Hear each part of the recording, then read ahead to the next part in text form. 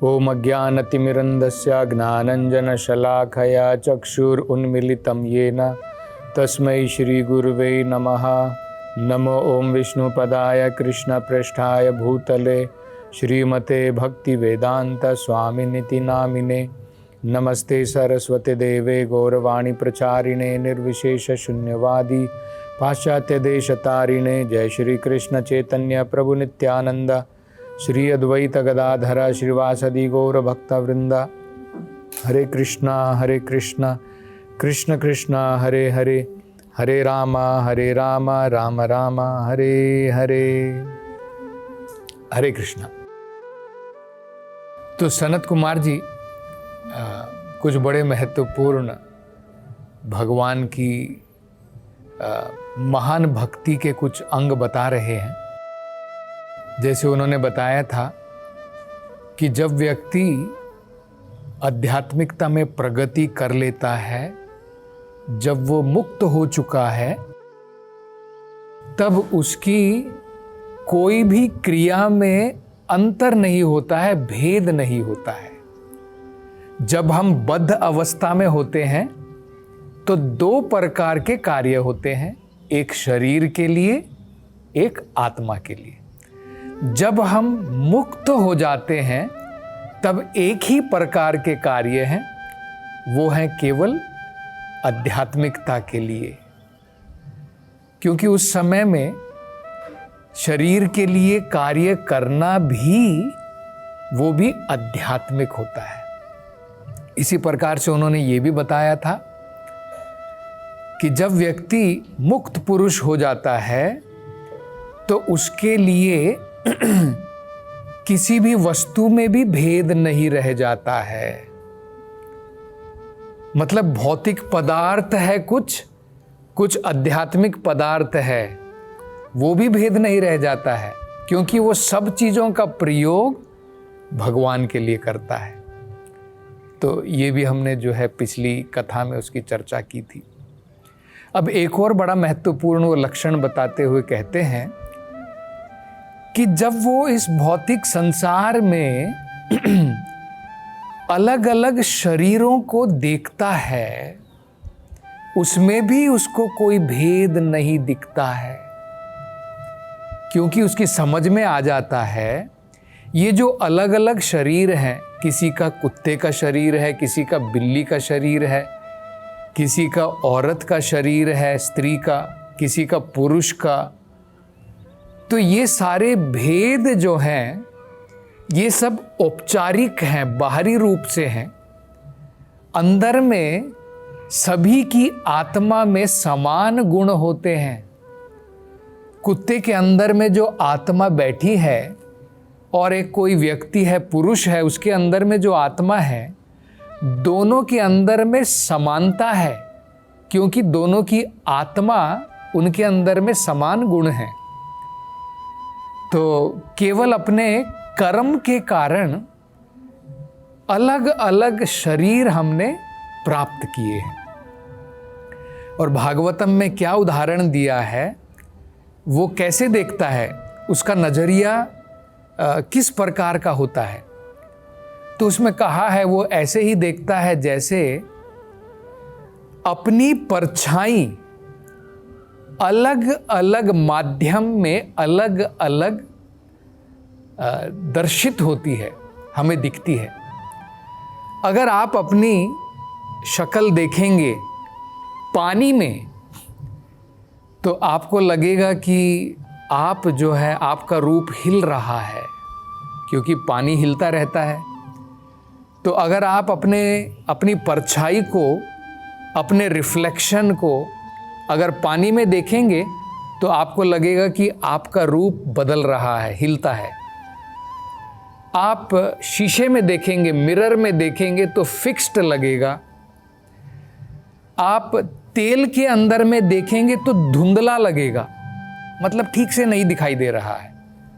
तो अलग अलग माध्यम में हमारी परछाई, हमारा रिफ्लेक्शन अलग अलग नजर आता है माध्यम के कारण।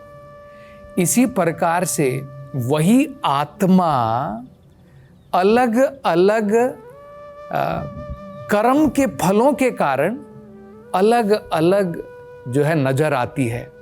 कई बार लगता है कि उसने पेड़ का शरीर ले लिया, कई बार उसने कुत्ते का, बिल्ली का, मनुष्य का शरीर ले लिया। आत्मा तो वही है, लेकिन अलग अलग रूप धारण करती है अपने अपने कर्म के अनुसार। इसलिए हमने इसके बारे में पहले भी चर्चा की थी कि भगवद गीता में कहा है पंडिता समदर्शिना। जो पंडित होता है, जो विद्वान व्यक्ति है, वो सबको बराबर दृष्टि से देखता है। ब्राह्मणे गवी हस्तिनी, एक ब्राह्मण है, एक गाय है, एक हस्ती है, एलिफेंट हाथी है, चंडाल है, एक कुत्ता है, शुनि के व स्वपा के च पंडिता समदर्शिना। क्योंकि वो बाहर की ड्रेस नहीं देखता है, वो आत्मा को देखता है और देखता है कि आत्मा में भेद नहीं है। इसलिए हम देखते हैं कि कृष्णा भावनामृत में हम कोई भेदभाव नहीं करते हैं। कोई व्यक्ति शूद्र के घर से उसने जन्म लिया है, वो भी कृष्णा भावनामृत में भाग ले सकता है। कोई व्यक्ति, उसके शरीर का रंग काला है, किसी व्यक्ति के शरीर का रंग गोरा है, कोई स्त्री है, कोई पुरुष है, कोई बच्चा है, कोई भेदभाव कृष्णा भावनामृत में नहीं करते हैं। क्योंकि यही तो सनत कुमार बता रहे हैं कि जब व्यक्ति विद्वान हो जाता है, ज्ञानी हो जाता है, तब वो बाहरी रूप से लोगों में भेदभाव नहीं करता है, क्योंकि उसकी समझ में आ जाता है कि आत्मा में तो समान गुण है। अब आगे जो हैं सनत कुमार कुछ बड़े महत्वपूर्ण उपदेश देते हैं, ये समझाने के लिए कि हमारी भगवान की भक्ति में बढ़ने के लिए क्या चीजों से बाधा पड़ती है। अब हम लोग भी सब चाहते हैं कि भाई हम भगवान की भक्ति में आगे बढ़ें, हम भी एक दिन भगवान के दर्शन करें, एक दिन हमें भी आत्म साक्षात्कार की प्राप्ति हो, एक दिन हमें भी आध्यात्मिक ज्ञान जो है उसका बोध हो। तो हम लोग भी इस प्रकार से सोचते हैं। तो सनत कुमार जी अब जो है ये बताते हैं कि किन चीज़ों से हमारी आध्यात्मिक प्रगति में बाधा पड़ती है, ताकि उन चीज़ों से हम दूर रह सकें। तो कहते हैं सबसे बड़ा अवरोध, मतलब वो कहते हैं इससे बड़ा कोई अवरोध नहीं है, इससे बड़ी कोई बाधा नहीं है। वो कहते हैं सबसे बड़ी बाधा है जब व्यक्ति अपने मन से केवल भौतिक इंद्रिय तृप्ति के प्रति विचार में डूबा हुआ है। उससे बड़ी कोई बाधा नहीं है, वो कहते हैं। तो देखिए कितना महत्वपूर्ण वो समझा रहे हैं। हम अगर हमारे जीवन को देखें तो लगभग 24 घंटे हमारा मन, हमारी चेतना केवल इसी विचारों में डूबी रहती है, कैसे इंद्रियों का भोग करें। और सनत कुमार जी कह रहे हैं कि इससे बढ़कर के कोई बाधा नहीं है। और वो एक बड़ा सुंदर उदाहरण देते हैं। ये उदाहरण के द्वारा हम जो है विचार कर सकते हैं, इसको याद रख सकते हैं। तो बड़ा ही सुंदर उदाहरण है।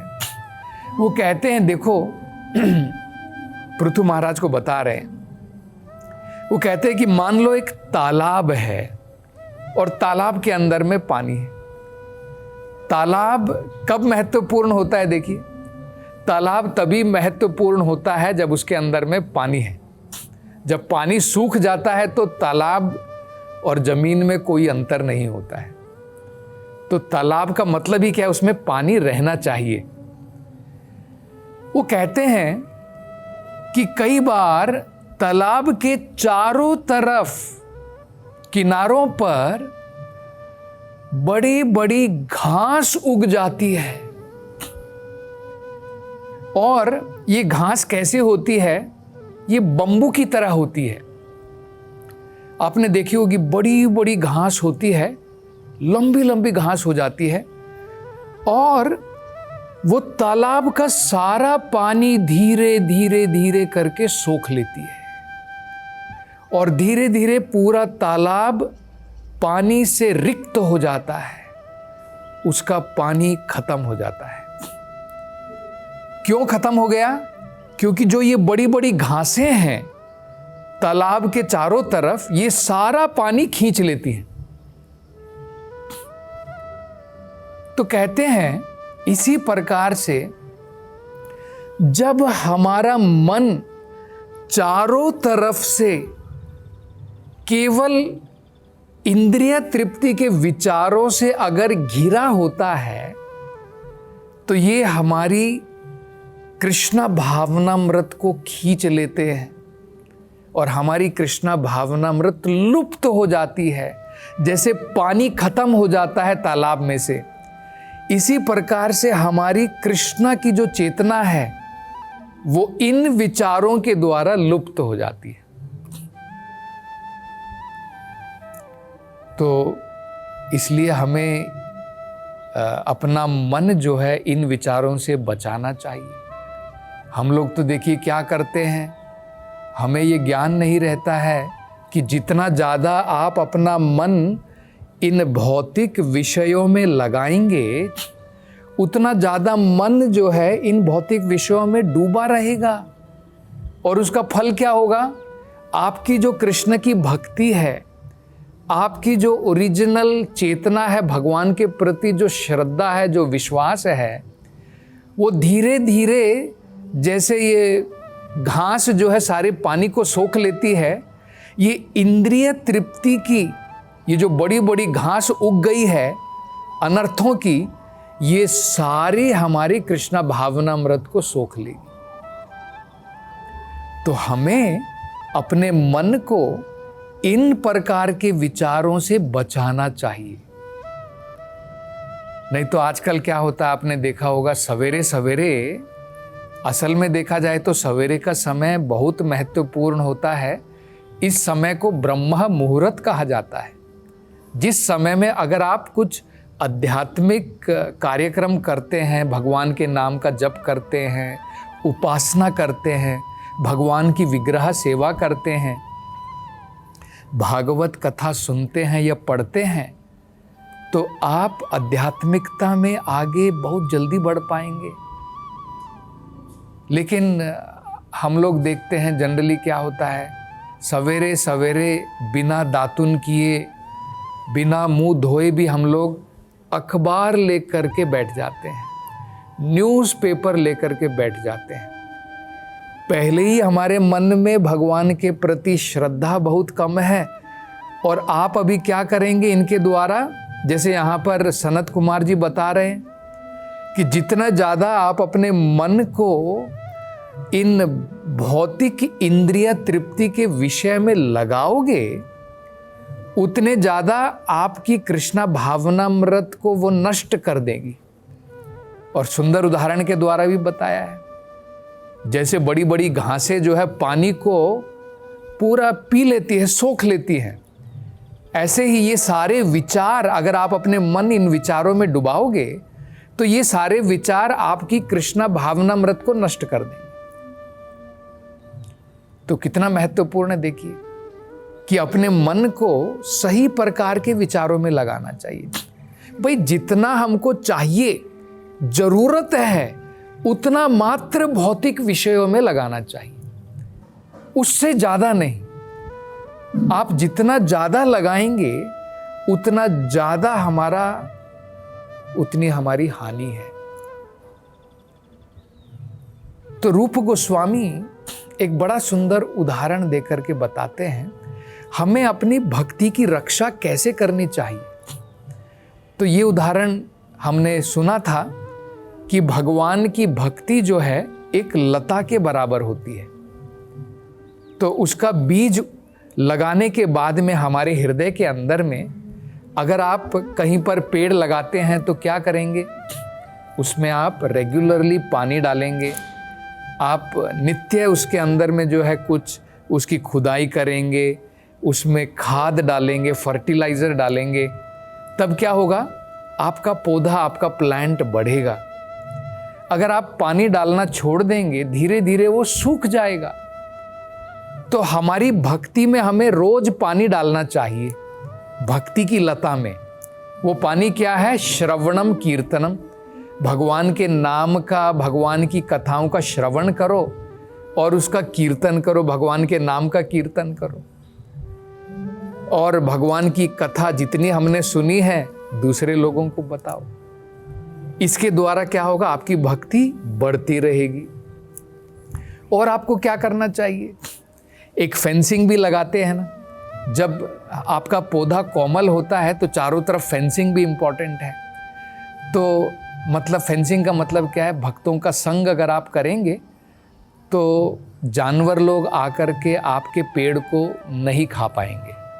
सत्संग के द्वारा असत लोगों से हमारी भक्ति लता बची रहेगी। और क्या करना है, जब आप पानी डालेंगे आप देखेंगे बहुत सारे बीज होते हैं घास के, वो घास भी उग करके आ जाती है। तो क्या आप उस घास को ऐसे ही छोड़ देते हैं? आप घास को ऐसे ही छोड़ोगे तो क्या होगा, धीरे धीरे वो सारा पानी घास में जाएगा, फर्टिलाइजर घास में जाएगा, आपका पेड़ सूख जाएगा। तो आप खुरपी लेकर के आप क्या करेंगे, घास को निकाल करके फेंक देते हैं। तो इसी प्रकार से हमें क्या करना है, जो इस प्रकार के हमारे मन में विचार जागृत होते हैं, भौतिक विषयों के प्रति इनसे दूर रहना है, नहीं तो ये हमारी भक्ति लता को सुखा देंगे। तो और आगे अब सनत कुमार जी और क्या चीजें बताएंगे जिनसे हमें दूर रहना है, इसकी चर्चा हम अगली कथा में करेंगे। हरे कृष्णा।